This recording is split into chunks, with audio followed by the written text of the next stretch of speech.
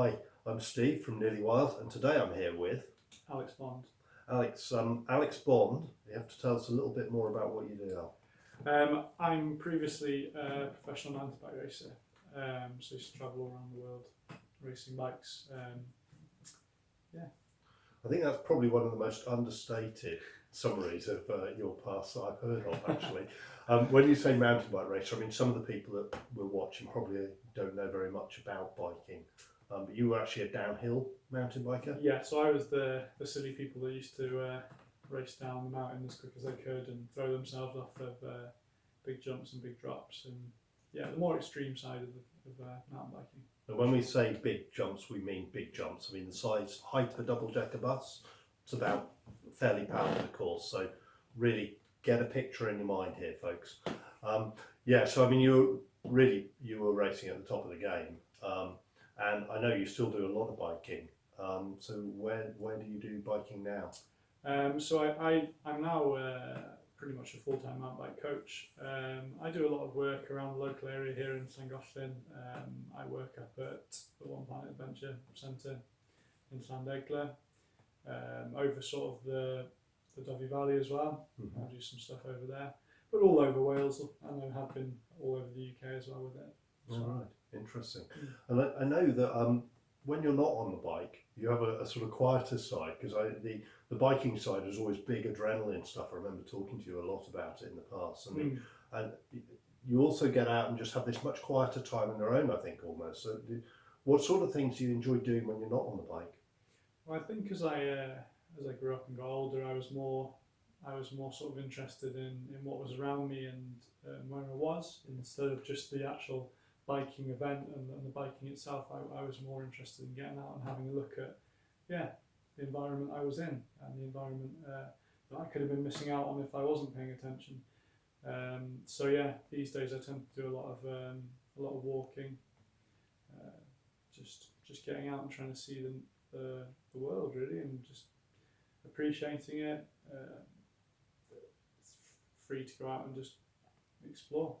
One of the things that really struck me, I remember, I hadn't known you very long, it was a few years ago, and I remember posting on Facebook, I think it was at the time, and it was a big mountain and biking event in Scotland. Mm-hmm. Lots of tech, lots of gear, lots of people with very much focused on that. And your post was about going off on a ride and coming around a corner and seeing this beautiful loch and the place you were in, which at the time really struck me as being quite unusual from a world that I'd always sort of seen people really being more obsessed about the gear and the activity and not really noticing almost where they are. Yeah, I don't know. I think I was always more interested in where I was and the sort of beauty of the place and that. And I remember going to a few places where I'd be racing my bike, but actually I'd be quite keen, and sometimes I did just go for a walk up the mountain. Right. And just explore. And I think sometimes when you've got those events, you sometimes forget what's around you. You're just so focused on your event, you don't actually go out and explore and see where you are. And do you find that you're really drawn by sort of the insects and the plants, the animals and birds, or is it more about the landscapes and that sort of big ambience? I think for me, it's the energy I get off the place. It's the energy that it gives off. It's the energy I feel from it. So for me, it's what I visibly see and hear. I should probably be more into the animal side of things, because that is important. But for me, it's the feel. Just sitting by the water, listening to the water, sitting on top of the mountain, looking at the view, and just getting lost in thoughts, I think. Interesting, yeah. So do you find yourself different, because many mountain bike places are actually in plantations and things, aren't they? I mean, do you find it different? Is that a different place for you? Yes, I mean, plantations are brilliant places for mountain biking, because you can put a centre in them quite easily. However, they're not necessarily the most visually attractive of places, and I like to kind of get out on my bike and go to the lesser known places as well, the more native, natural environment. But they both have their place. Yeah, I enjoy them both.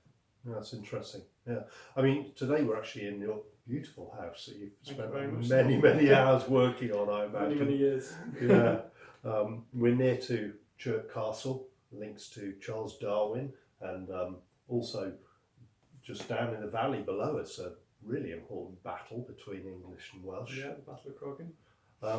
But tell us a little bit. I mean, this house is quite special. I think you said it can host up to 17 people. Yeah, so now I've sort of branched out again, and I found a pretty dilapidated house, but I've sort of traditionally renovated it within reason to be like a accommodation for people's holidays. So yeah, it sleeps up to 17 people, and I get quite a few people coming that like to enjoy the natural world and the environment and the outdoor activities that they offer. Mm. And in your quiet, understated way, I know that you've also spent quite a lot of time trying to use traditional methods and also environmentally friendly methods in the way you've done it. Yeah, a lot of the methods I've used have been the traditional ways, because I think they should be brought back a little bit. I think it's a bit sad that some of the ways are forgotten. So like working with lime, for example, traditional installations like sheep's wool, trying to heat the building through methods of just big windows, things like that. Yeah, so I've had my sort of a bit of an emphasis on trying to make sure it's done traditionally. Tell me, I mean, you're now renting this out. You're still doing, you're doing the guiding on the mountain bikes.